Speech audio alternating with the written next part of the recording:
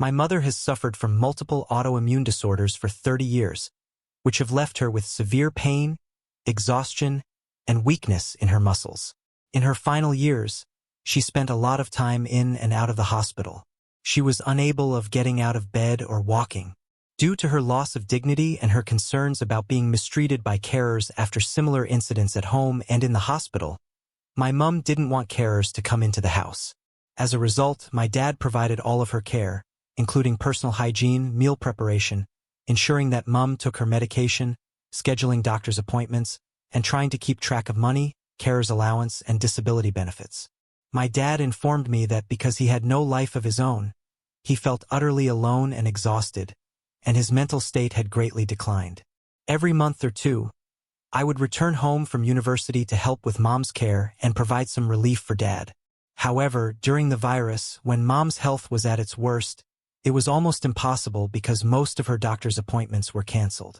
After the restrictions were removed, I returned home as much as I could to take care of my mom, but my dad's mental state was not good.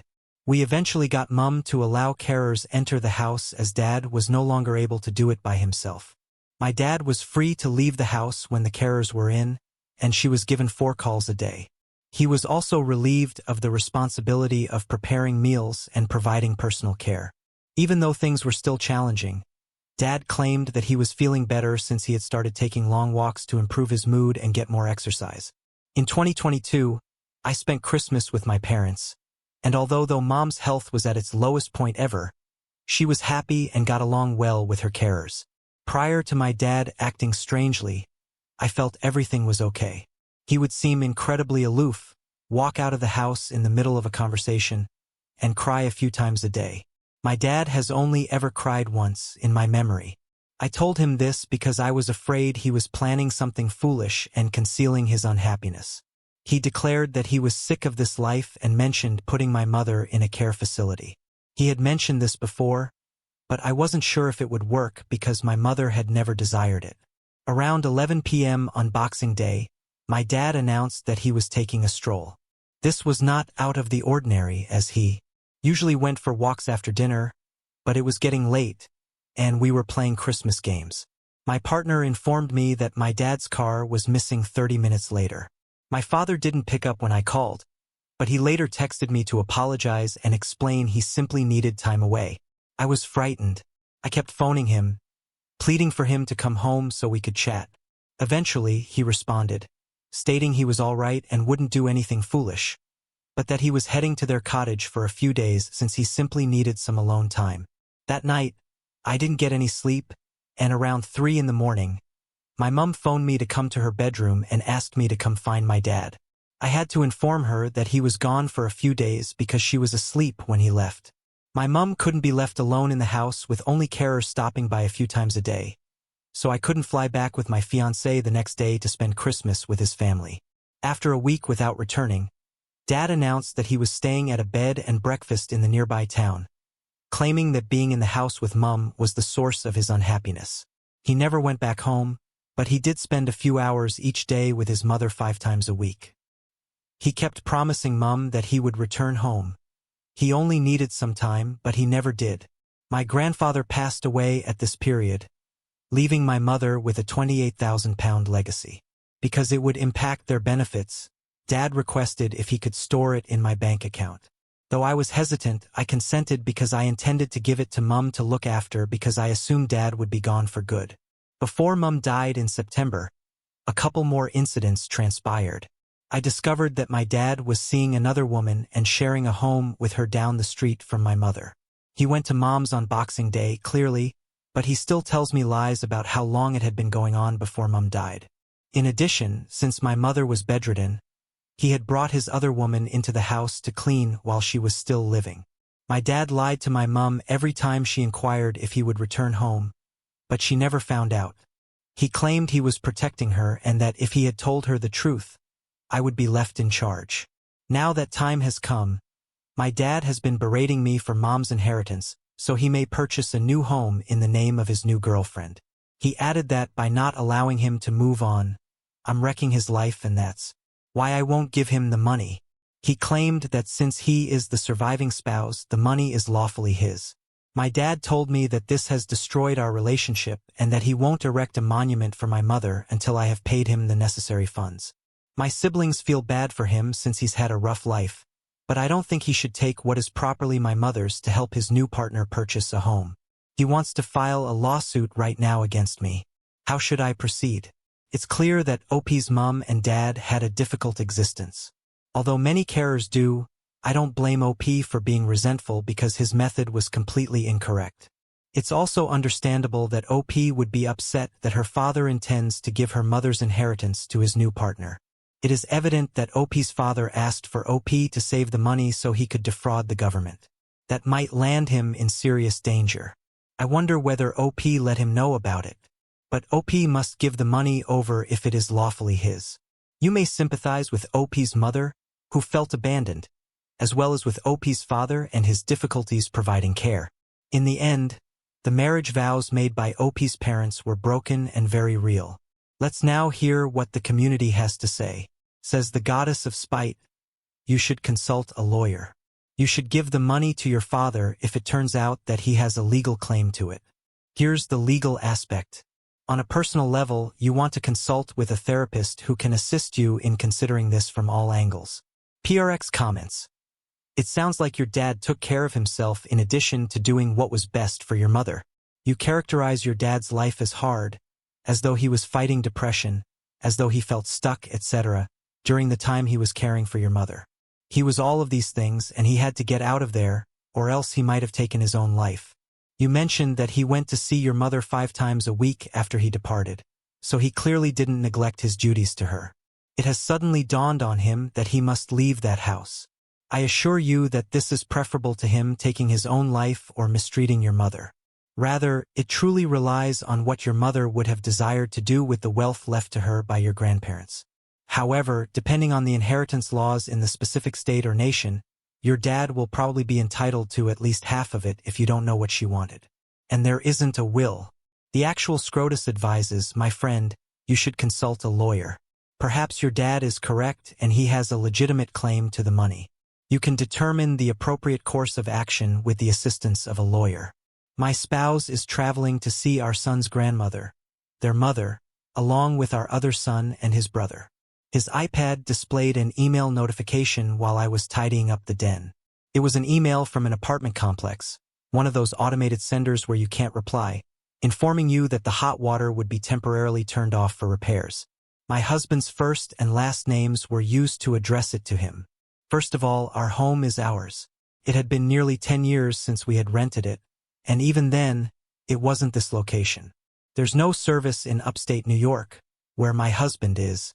I attempted to email him a screenshot of the email, but it was unsuccessful. I talked to him for a little while on the phone. Although the service was erratic, I was able to fully describe the email to him. Essentially, all he said was that there had to be a mistake and they were using the incorrect email. Before the call abruptly ended, we had little opportunity to speak. However, how could they have spelt his last name and first name correctly if the email was incorrect? To put things in perspective, our last name is uncommon, especially around here, but his first name is very common. My husband's emails included no other correspondence from this sender or any mention of this apartment building. However, he is also the type to empty his inbox as soon as he receives a message.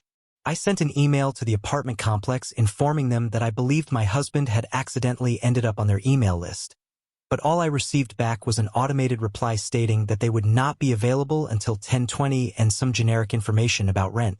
Pricing: $1,600 for a 1-bedroom, $1,900 for a 2-bedroom, and no open units were available.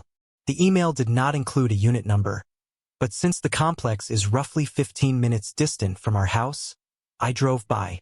I realized that this may have seemed a bit strange. It's not like I knew what to anticipate, because I saw nothing. It's a collection of buildings with fewer than 100 total units.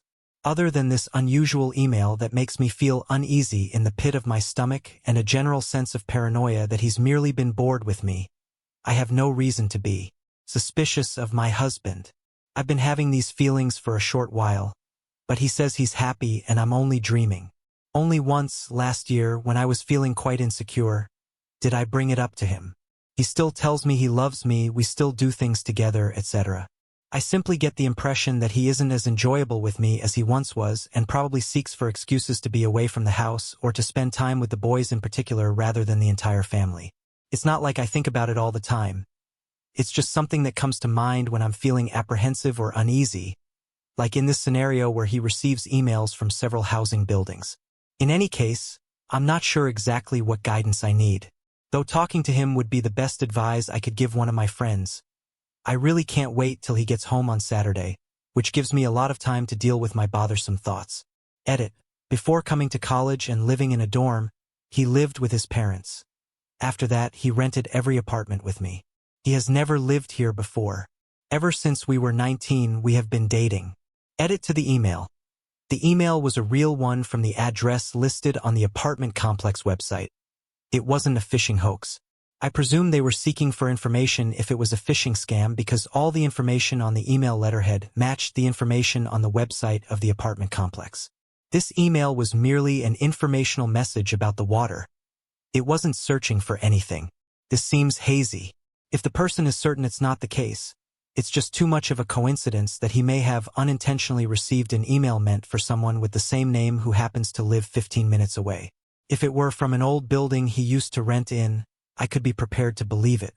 This seems fishy enough, in my opinion, to warrant further surveillance. Rossetti advises, bring the iPad to the apartment building and check to see if it connects to Wi-Fi automatically. Then have your friend go knock on doors and ask to speak with your spouse. Check to see who responds. Says SportsFan2421984. At first, I thought it may be spam. I'm suspicious because the apartment exists and is only 15 minutes away. But I get those all the time and occasionally they contain my first and last name. Is he ever absent, either temporarily or permanently, in your opinion? The individual states that he periodically travels for work and puts in long hours, but nothing that has caused concern. Says Gag27. I would look into it. Sorry, but I wouldn't be able to drop it. Is a doorman present? Ask someone who resides there, perhaps. I would look into it for my own sanity. Who knows, maybe I'm insane too. Update. My closest friend mentioned that she was a delivery driver with over $100 worth of food and mentioned my husband's name, but he had neglected to enter his apartment number when she contacted the emergency repair number. Despite his poor English, the man ultimately said his name and gave us the address of his flat after she repeated herself a few times. This is what I'm writing on the right now. Upstate. I wrote yesterday about an email I received regarding fixing the water on my husband's email from an apartment building. I have been unable to discuss any of this with my husband, who was visiting his mother in the Upstate until Saturday, other than speculating that the email might have been misdirected. The maintenance man gave my pal his apartment number over the phone. After my friend and I arrived at the flat, he knocked. A girl responded, however she just answered the bell camera and not the door. My acquaintance claimed to have been there in search of Adam. I understand that the girl said that Adam wasn't present but wouldn't provide any further details. My pal was merely a complete stranger at her door. She was staring at us from the apartment window when we walked out. Yesterday, I made 1,000 attempts to phone my hubby, but nothing ever got through. When the call did get through, it was so poor quality you could hardly hear anything. I'm traveling upstate to face him head-on. I have the email in its entirety, a picture of the apartment, and an audio of the girl denying that Adam was present, which reassures me that she is acquainted with him. Rather than waiting for my husband to get home, I'm going to make him explain everything to me directly if this is all just a big misunderstanding. Although I haven't had a time to read every remark, I will now go through them and attempt to answer as many as I can. I hope this makes sense. I haven't slept. Edit. To everyone who is advising me to wait, not approach him, speak with her first. He's my spouse and my children's father. I say, listen to her first. I'm going to get the information that he's cheating on me from him. Second update. I'm typing this in a hotel room. I went to face my spouse. As soon as my automobile arrived, he was aware of the situation. When he initially came outside to meet me, he asked, "Did you go to the apartment?" I responded, "Yes." He continued, "So, I guess we have to have a talk." And I repeated, "Yes." I won't get into the specifics of what happened. It was an emotional conversation that lasted a long time. She is his romantic partner. They have spent 4 months together. She believes that we are divorcing each other and that we are separated. This was unknown to his relatives. His mother and brother were present, and they were appalled. I apologize for not having more to say.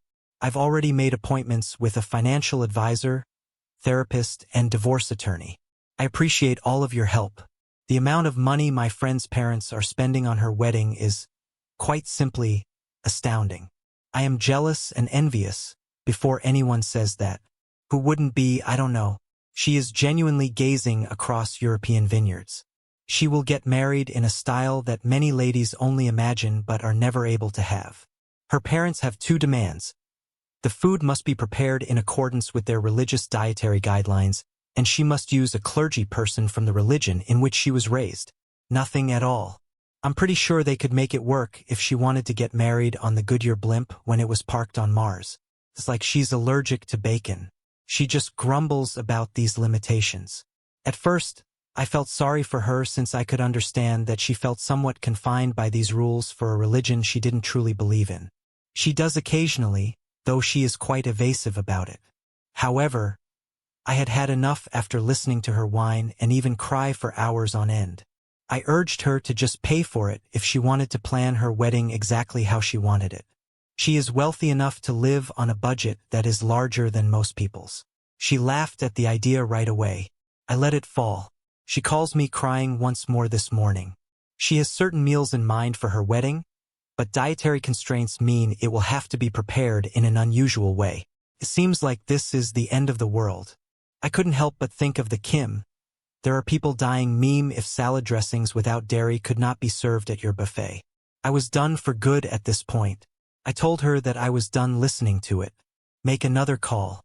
She became really irate with me. We both uttered inappropriate things. My other pals are texting me now, saying things like, "How dare I do this to the bride?"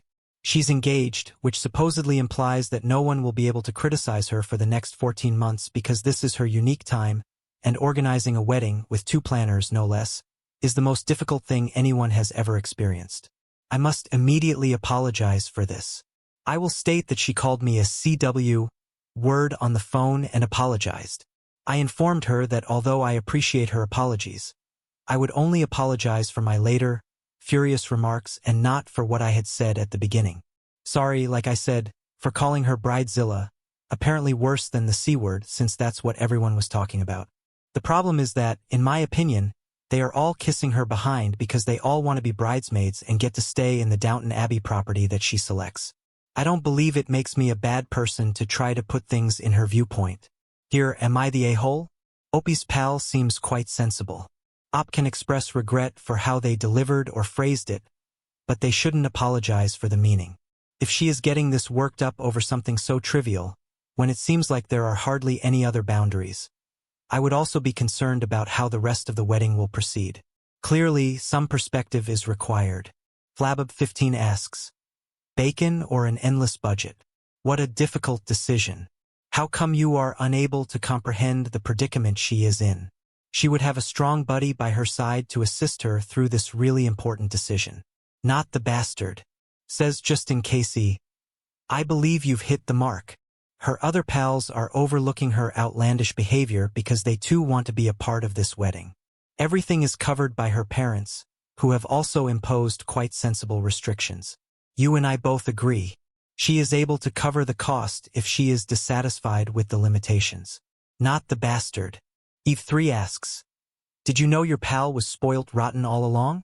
You look a little taken aback by her nonsense, though I'm not sure how it could have escaped observation.